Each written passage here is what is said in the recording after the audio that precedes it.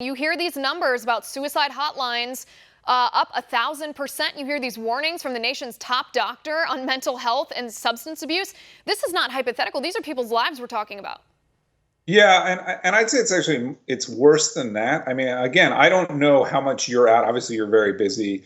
I'm out in the community a fair bit, and people are really terrified. And people some people don't want to go outside. Some people insist on wearing masks. In the middle of a empty parking lot. The fear that has been sort of pushed by the media. Now, obviously, your network now is not part of this, but the fear that's been pushed by the media has really hurt people and hurt kids. I mean, and I hear, because of sort of my position on Twitter, I get a lot of emails from parents.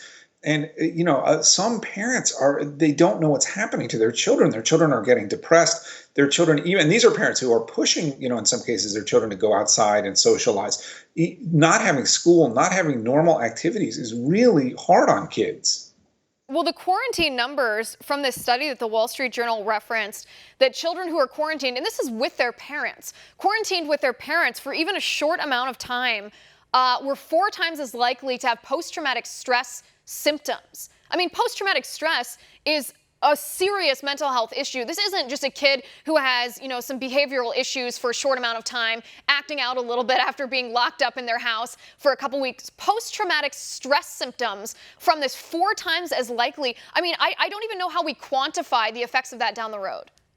Right, we don't know. And what we know is that there's a lot of kids, is trying to get to psychiatrists, or their parents are trying to get them to psychiatrists. There's kids self-medicating, possibly with cannabis or alcohol.